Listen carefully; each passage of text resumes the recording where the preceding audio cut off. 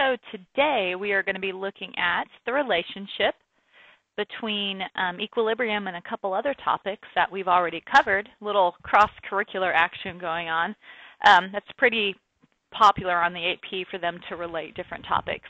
So on this page right here, we are relating equilibrium to kinetics to a degree, but this little example is more about relating equilibrium to thermochem. So if you take a look at these diagrams, I'm sure you recognize them, the little humpy diagrams. We have our energy profile here. And if you look at this profile and you look at the delta H, we know that this delta H is negative, and therefore this is an exothermic reaction because the products are at a lower energy than the reactants. And over here, you recall, if the products that are higher energy than the reactants, this is endothermic because the energy had to come in from somewhere to boost those products. So therefore, that is endothermic with a delta H that's positive. And here we really have a delta H of 0. There's really not an exchange in energy. We really haven't talked about that. But what I want to do is relate these to K. So in this example, if we have a reaction that is exothermic, I want to relate it to the magnitude of K. So looking at this, think about the reaction and think about going forward in this reaction versus going reverse in this reaction. Which hill would you rather climb? Which hill would you be favored to run if I told you to go run or ride a bike? I think I'd prefer the forward reaction. So the forward reaction is going to be favored. When a forward reaction is favored, remembering that K is products over reactants, we're going to get more products. So the magnitude of K is going to be greater than 1. So in synopsis, and this is generally when you have an exothermic reaction, K is going to be greater than 1. No, and now looking at the endothermic, the reverse is going to be true. I sure as heck would rather ride the bike backwards and go this way. And again, knowing that this is products over reactants, by the reverse reaction being favored, I'm going to make more reactants. So my magnitude of K will be less than 1. So an endothermic reaction, K is less than 1. Here, since both of these are equally favored, forward and reverse, we can pretty much say that K is equal to 1 in case 3. So that's a quick little connection that we make to thermochemistry. Now what we're going to do, and right here this is a verbal explanation of the graphs, case 1, 2, and 3 that we just saw. Cough, cough, cough, cough. You will see this again. You might want to know it.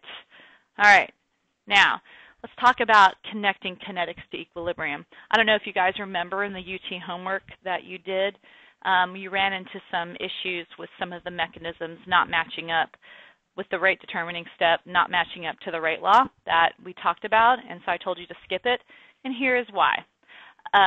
We have to do something different in mechanisms where we are seeing intermediates in our actual rate law. If I told you to write the rate law the way I taught you previously, you would say rate is equal to K times the concentration of C raised to the first, because you took the reactant in the slow step. The problem with this is if you were to add this up, do you see how C cancels out? C canceling out is a problem. C canceling out means it's an intermediate. As an experimenter in the lab, intermediates are something that I can't see or work with because they are not in the overall equation. They are literally only part of the mechanism. So whenever, from here on out, you're going to be responsible for this, whenever you run into a situation where you have an intermediate, something you canceled out as part of the rate law, we have to write a different rate law by doing something called an equilibrium substitution. So what you do first is go ahead and write your rate law the way I taught you to. Go to the slow step, take the reactant, raise it to the exponent of the number of things you have on the reactant side. So we only have one C, so it's to the first order with respect to C. And then what you do is you go to the equilibrium step above, and you write the K expression. By K, I'm talking Kc. I'm not talking rate K. And so if we were to do products over reactants, we would get that, correct? That would be our K. Now, the theory behind this is that because there's a relationship back and forth, back and forth, back and forth, back and forth here, we can substitute this with some of this stuff. So that's what the theory is. So what we do with this Kc equation here, we are going to rearrange it to isolate the bad guy. We want to replace that guy.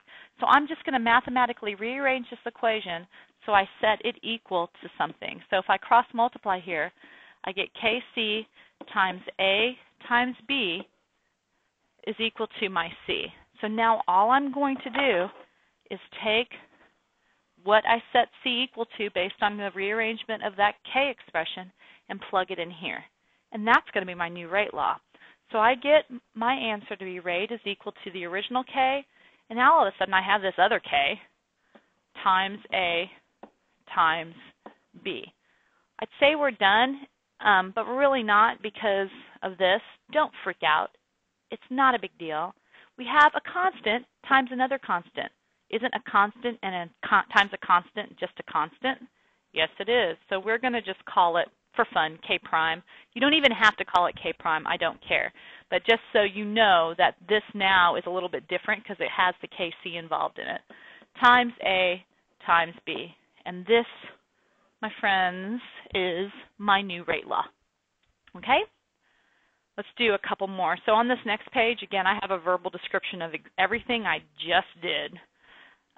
So you'll have it there. But let's do one with some actual compounds here. So we're going to determine the rate law. I'm going to write rate is equal to K, and I'm going to go to the slow step, and I'm going to go NOBR2 times NO, and I'm going to notice that if I were to have added these up, those guys would cancel. So my NOBR is an intermediate, and that's going to cause a problem. So I'm going to have to replace this guy because he is an intermediate. So to do that, I'm going to go to the equilibrium step, which is usually the step right above the slow step, and I'm going to write my K expression from equilibrium, and I get NOBR2 divided by NO times BR2. So when I cross multiply, I'm isolating the bad guy because I want to replace him. I'm going to get Kc times NO times BR2 is equal to my bad guy, the intermediate that needs to be replaced. And so in doing so, I can now take this and substitute him, bam, all the way up into there, giving me rate is equal to K times NO. Oops, I got to forget my other K here. Let me just write all this in order. K is equal to Kc times K times NO times BR2. Now don't forget here, I still have this NO I have to include. So let's go ahead and clean this up. We're going to combine the Ks and combine the NOs. Rate is equal to my new K, my K prime, times NO second order, BR2 first order. And that is the answer. So what I'd like you to do now is pause the video and go ahead and work the next one by yourself. Once you have the answer, you can then start the video and I will work it with you. This is a little bit different because we're going to have some fractional orders. Please pause now. Okay, welcome back. We're going to now solve for this. We're going to go to the slow step to write the rate law. So you should have written rate is equal to K times BR times H2. In doing so, you will have noticed that BR is the intermediate, so we're going to go to the equilibrium step, and we get Kc is equal to BR squared divided by BR2 to the first. BR is our culprit, so we're going to isolate that. We get Kc times BR2 is equal to BR, but it's squared, So what I have to do then is take the square root of both of these sides. So I'm just going to go Kc to the half times BR2 to the half is equal to BR. By taking the square root, that isolates BR. So now I can take this and replace that. So I get rate is equal to my original K times K to the half times BR2 to the half times H2. So now my intermediates have been substituted. I'm going to combine my K's, and I get rate is equal to K, new K. And again, a constant to the half is still a constant. Times a constant is still a constant. So we get BR2 to the half times H2 to the first. So there is my new and improved rate law. And that is all for the unit. Practice, do your homework, and we'll see you soon. Bye.